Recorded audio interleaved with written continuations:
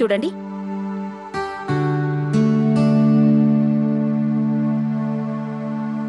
యశ్వంత్ తన పర్సు మర్చిపోయాడు.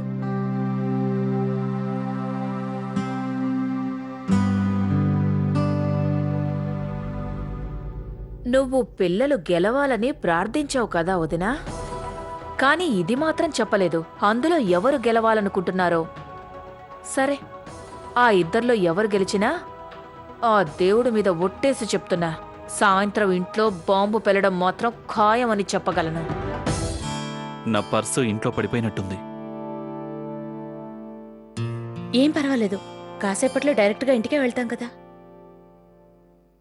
Respected principal, jury, teachers, parents and my young friends, నేను మీ అందరికీ ఒక విషయం చెప్పాలనుకుంటున్నా. పేరెంట్స్ సజెషన్ ప్రకారం మేము కాస్త కొత్తగా అరేంజ్ చేశాం. ఈ సంవత్సరం పిల్లలకి టాపిక్ స్కూల్ తరపు నుంచి ఇవ్వడం లేదు. పిల్లలంతా తమకి నచ్చిన టాపిక్ గురించి మాట్లాడాలి.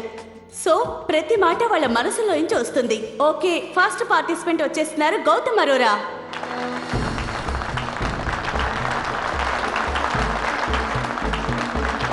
మా అబ్బాయే గెలుస్తాడు.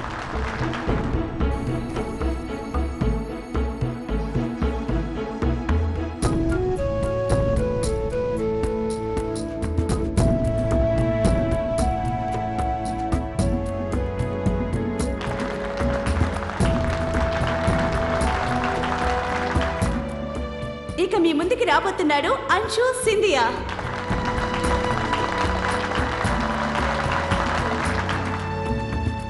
కమాన్ అంశు.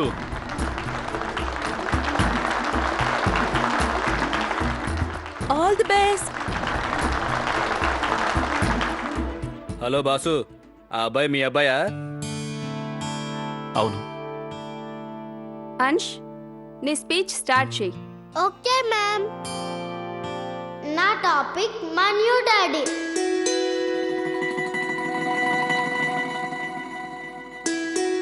నాకు బాగా గుర్తుంది, నేను చిన్నగా ఉన్నప్పుడు మా డాడీని చాలా మిస్ అయ్యేవాడిని.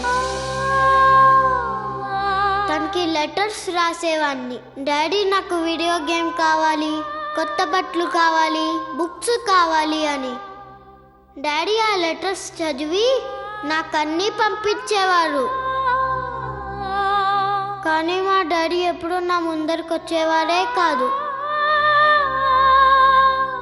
ఒకసారి రేస్లో పార్టిసిపేట్ చేయాల్సి వచ్చింది, అది కూడా మా డాడీతో పాటుగా.